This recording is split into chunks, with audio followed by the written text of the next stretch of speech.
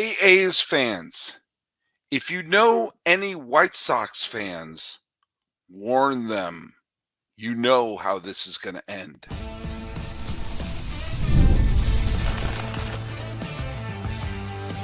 You are Locked On A's, your daily Oakland A's podcast, part of the Locked On Podcast Network, your team every day. Hello, A's fans, and welcome to Locked On A's, part of the Locked On Podcast Network, where it's your team every day. This is the daily podcast. We talk all about your Oakland A's as long as we can all stand up and say, let's go Oakland, until they go somewhere else. Hey, I am your host. My name is Paul Francis Sullivan, but by all means call me Sully. I have been a baseball podcaster for many, many years, and I've been part of the Locked On Podcast Network since the beginning of the 2019 season. That seems like a long time ago now, doesn't it? Well, this is my first year of hosting two shows here.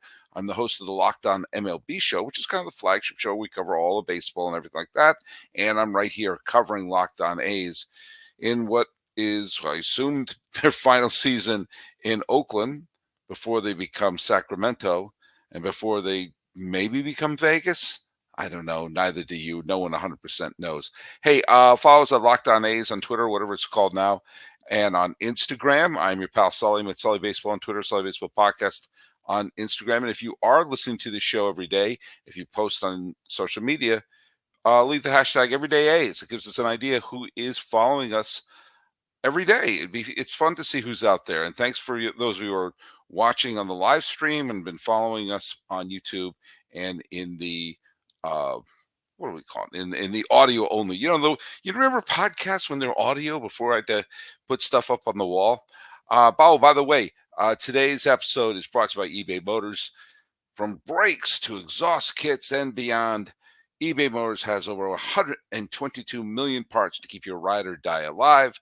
With all the parts you need at all the prices you want, it's easy to bring home that big win. Keep your ride or die alive at ebaymotors.com. Eligible items only. Exclusions apply. eBay Motor Guarantee Fit is only available to U.S. customers, so tough luck if you're Canadian. Tell me if this sounds familiar. A team plays in a very large and, well, populous part of the country where there's a lot of money. They have to share the region with another team that plays in a quaint, beautiful ballpark, has won a recent World Series, and everybody assumes they're the number one team of the region. Now, the second team had won a championship more recently than the more glorious team until things changed in the 2010s. But they also play in a stadium that is in a neighborhood that gets, well, bad press. And the stadium is obsolete, clearly from a different time, and doesn't have any of the modern amenities, and it's falling apart. And despite a little bit of facelift here or there, they're letting it crumble. And the team has had recent success, and a bunch of young players led them to early trips to the postseason at the beginning of this decade. But now lots of people are disparaging the stadium where it's located, and you're seeing the attendance drop as the play of the team is crumbling. Their best players are traded away. They're getting virtually nothing in return. And the owner is playing footsie with another city that's better known for wild entertainment. However, there is a movement to keep them in the city. They're moving to keep them in the city with these wonderful renderings of a waterfront ballpark that will keep them there and maybe lead a new renaissance. The pictures are really nice, but here's the problem. How is it going to be paid for? And other stadiums in the region are probably going to be built because there's more interest in that team. Usually the NFL brings that kind of attention. And with that, there's lots of posturing, lots of nice renderings, but in the end, you know their owner is looking to move to that big entertainment city. Which team am I talking about? Am I talking about the A's or am I talking about the White Sox? Because what's happening with the White Sox is A's 2.0, right down to the owner who everyone seems to hate, and everyone seems to think that this owner has their eyes set on greener pastures and not having to share their market with someone else. And they have unabashedly played footsie with the other team. All of the little traps that were put out over the last bunch of years that eventually catapulted the A's out of the Coliseum into nowhere, into a minor league stadium with no real plan in Las Vegas. I don't care how many investment firms they align themselves with, or how many pictures and articles of the renderings that they want to put of the stadium in Las Vegas. There's no plan there. And on ballots and all the people who run that area around there say, basically, we're in no rush. We're in no rush to build anything here. They're not. They're basically taking a look at the crap show that the A's are playing and thinking, well, I don't know if we want to do this. The crap show they like in Las Vegas is the one that results in lots of money in the casinos. I'm going to talk a little bit next week about stuff about Vegas, and the more and more I'm thinking this probably isn't going to happen.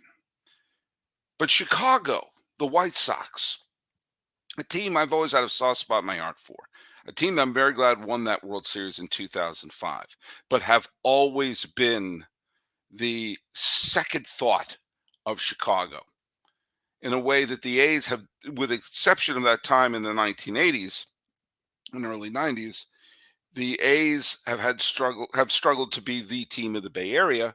The White Sox have never been able to. Even when they won the World Series in 2005, people seem more interested to catch Cub fans' reactions.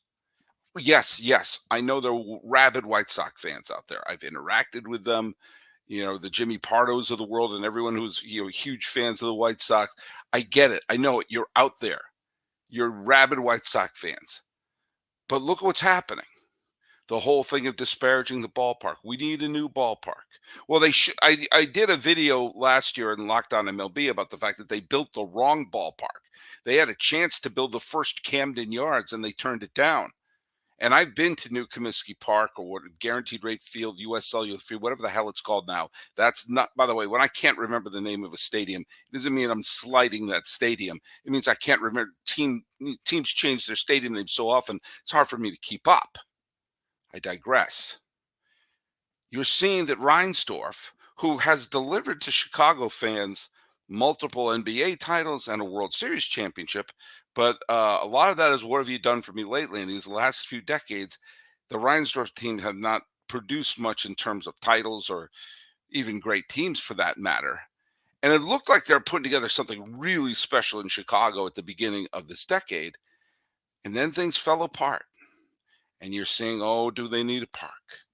Oh, maybe they'll build a park in the South Loop. And we're seeing these beautiful renderings of the South Loop Stadium. Wouldn't that be something?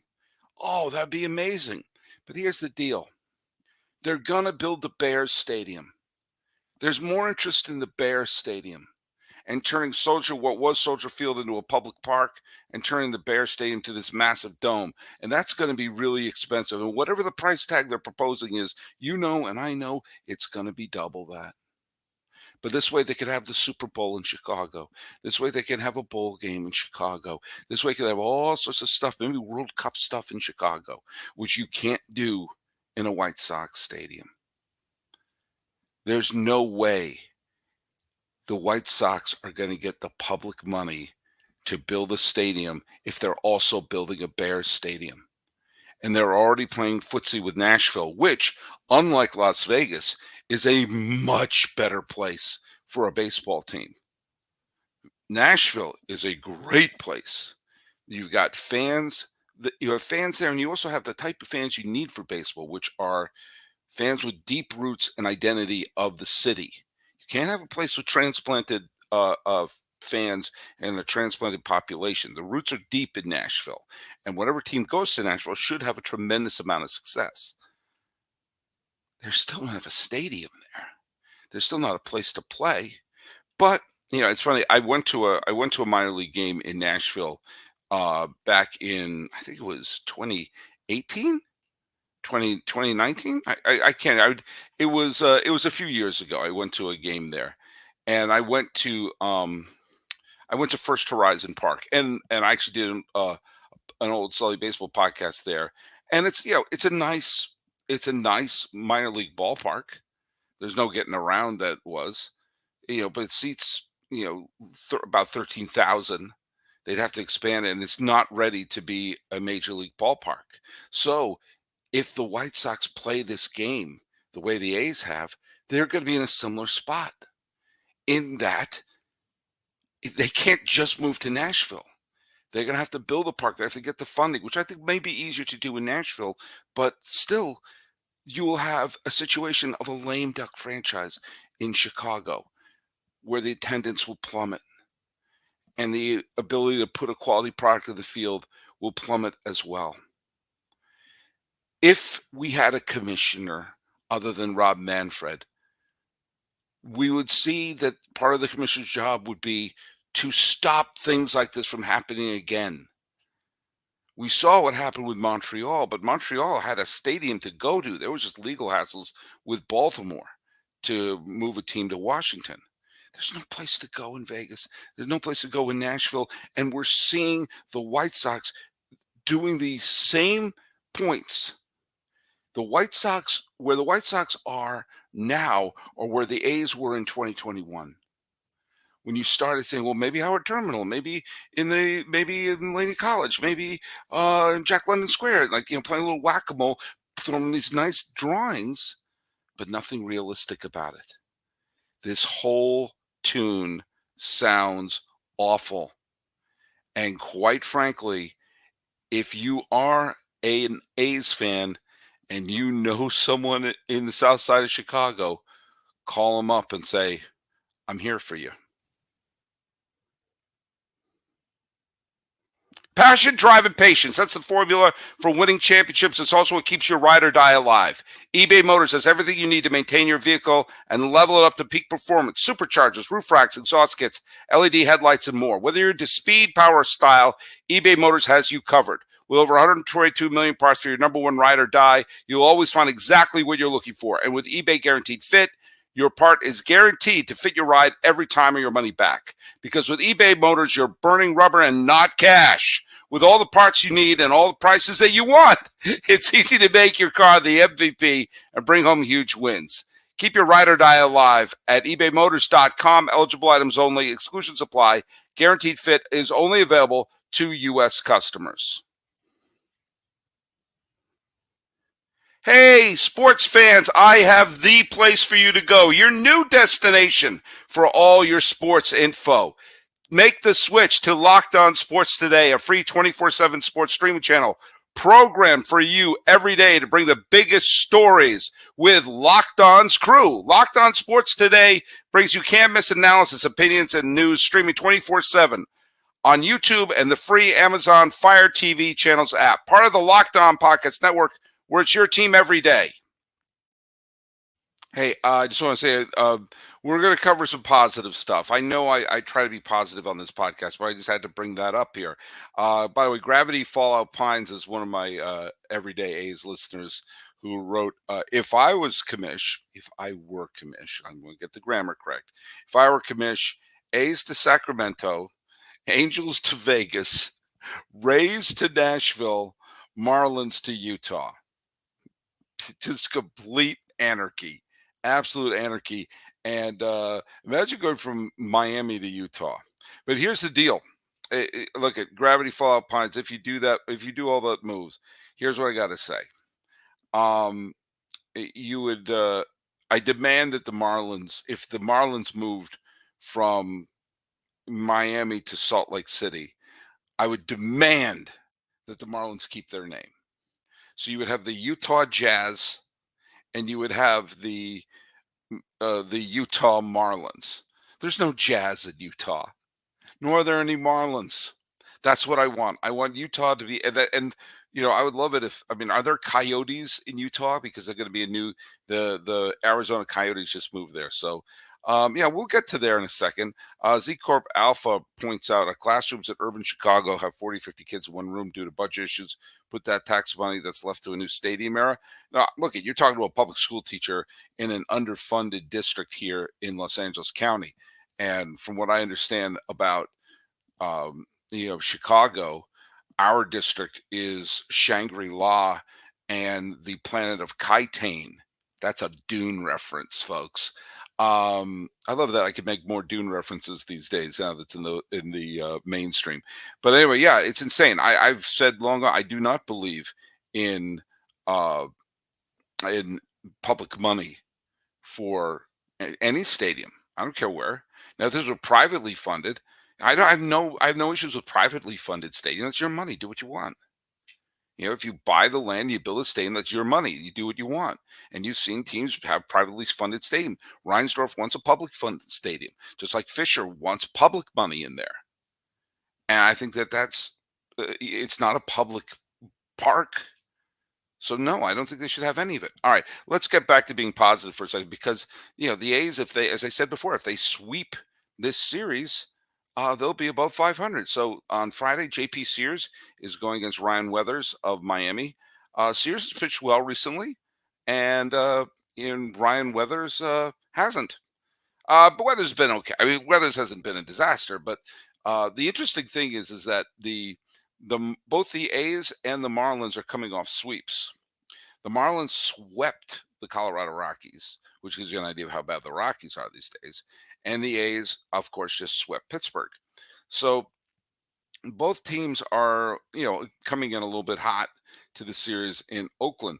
On Saturday, Paul Blackburn is pitching against Trevor Rogers. Remember, Trevor Rogers was a good pitcher. Remember, the Marlins were in the playoffs last year? Good Lord. And then the Sunday game, Joseph Boyle versus Cesar Sanchez. All these games are the Friday game is at 6:40. The other ones are in the afternoon. So it should be a fun time. And hey, if you are an A's fan and you are going to the game, follow me on Twitter. First of all, I'm sorry, I'm calling it Twitter because I say X, people go like, "What the hell you talk about?" And it's just dumb, and eventually turn back to Twitter. We all know that. So if you follow me on Twitter right there at Sully Baseball, and let me know where you're sitting, because I'm going to be at the game on May 4th, which is May the 4th, Star Wars Day. May the 4th be with you. And I'm going to be there for the Marlins A's game. I'm imagining it's not going to be packed. So let me know. Let me know if you're there. If you want to swing by, I'm probably going to be recording a podcast from there. So swing on by, say hello, and let me know if you're one of the everyday A's listeners. Moves like Abdul Jabbar writes, what I do know is that public high school coaches in New York and Boston, Philly make 5 times more than in California. So there you go. Are you talking about coaches or teachers? If they make 5 times more than in California, I may have to move back to Massachusetts. So, well, yeah, so there you go. And I think the A's have a really good chance of winning this series. And if they do, if they win the series, if they take 2 out of 3, then of course they'll inch closer to being a 500 team as they start playing some of these really important series if they want to turn this final year in Oakland into one of contention. Let's hear a little bit from our friends from Prize Picks, because this is the best time of the year to be a sports fan, with the NBA playoffs and the Stanley Cup playoffs and baseball in full swing. And now you need to check out Prize Picks. It's America's #1 fantasy sports app with more than 3 million members. It's the easiest and most exciting way to get in on the action while you watch your favorite sports and players. You just pick more than or less than on 2 or more player stats and watch the winnings roll in. And if you want to take full advantage of the NBA playoffs, you can win up to 100 times your money on Prize Picks as you and the world's best players take the game at a new level during basketball's postseason. And you can have quick withdrawals, easy gameplay, an enormous selection of players and stat types are what make Prize Picks the #1 fantasy sports app. And they now offer Apple Pay for quick, easy deposits into your account this basketball postseason. Download the app today and use code LOCKEDONMLB for a first deposit match up to $100. You heard me right. Download the app today and use the code LOCKEDONMLB for a first deposit match up to $100. Prize Picks. Pick now. Pick more. Pick yourself a winner. It's Prize Picks. All right, game off. We got to pause here and talk about Monopoly Go. I know what you're saying. Flag the play. You've already talked about that, but there's just so much good stuff in this game. Look in Monopoly Go, you can team up with your friends for time tournaments where you can work together to build each other's boards. The more you win together, the more awesome prizes you unlock, and there's so much to get. Unique stickers that you can trade with friends to complete albums for big prizes, cool new playing pieces to travel the boards with, hilarious emojis for taunting friends when you smash their buildings and heist their vaults. Plus, Monopoly Go feels new and exciting every day with constantly changing tournaments and challenges. A ton include their own unique mini games like digging for treasure or a robot Penchico machine. I don't know what I just said. And there's always new timed events that help you win big, like massive multipliers for everything you win, or rent frenzies. There's always something fun to discover in Monopoly Go. So get off the bench and go download it for free on Google Play or on the App Store. All right, game on. And here's another reminder that Locked On has launched the first ever national sports 24/7 streaming channel on YouTube, and now it's available on the Amazon Fire TV and the free Fire TV channels app. Locked On Sports Today is here for you 24/7, covering the top sports stories of the day with local experts of Locked On, plus national shows covering every league. Find Locked On Sports Today now available on the free Fire TV channels app. Today's, segment of I Bet You Forgot They Played in Oakland involves someone who was a very quiet, humble, but tremendously talented player in the 1980s. The 80s were a weird decade because some of their more dominant players didn't wind up being Hall of Famers because their peaks were pretty fast. But one person who was a star player and did a little bit of everything. He won the MVP. He won several Gold Gloves. He was a Silver Slugger. He was a batting champion. He was a lot of different things, and he hit for good power. He was a tremendous base stealer and a beloved member of the St. Louis Cardinals, World Series champion of 1982 and the 85 and 87 pennant winners. It was Willie McGee. When Willie McGee was from the Bay Area, Willie McGee was a native of San Francisco and went to high school in Richmond and went to college in Pleasant Hill. I almost said Pleasant City. And he was drafted by the Yankees. Now, there's been a lot of revisionist history about George Steinbrenner and his success as an owner. People forget in the 1980s, he made horrible move after horrible move and basically derailed the chance for the Yankees to win multiple titles in the 80s because he would trade players away, work around his general manager, and a lot of the players that he sent packing wound up being terrific. At the end of the 1981 season, he traded for Bob Sykes, who was a relief pitcher for the St. Louis Cardinals. The cost of that was Willie McGee, who that year was on the Cardinals and led him to a World Series championship, finished third in the Rookie of the Year voting, got a .296 average. He stole 24 bases and hit home runs and made spectacular catches in the World Series victory over the Milwaukee Brewers. Throughout, from 82 to 1990, year in and year out, he was a tremendous all-around player. He drove in 105 runs in 1987, and he only hit 11 homers. He won the batting title and the National League MVP in 1985, a year where he also stole 56 bases. And while he only homered 10 times, he hit 26 doubles and led the league with 18 triples and made great catches along the way. He was an all-star many times over and became a huge fan favorite. And if you're a Yankee fan, you wonder what could have been. Well, in 1990, the wheels were starting to come off the St. Louis Cardinals bus. McGee was having a tremendous season, leading the league in batting and putting together a terrific all-around season. But Whitey Herzog left the team. They clearly weren't contenders. McGee was about to become a free agent. And the Cardinals started to shop Willie McGee around. And one of the teams they reportedly offered him to were the Boston Red Sox. And the Boston Red Sox asked, well, where are we going to play him?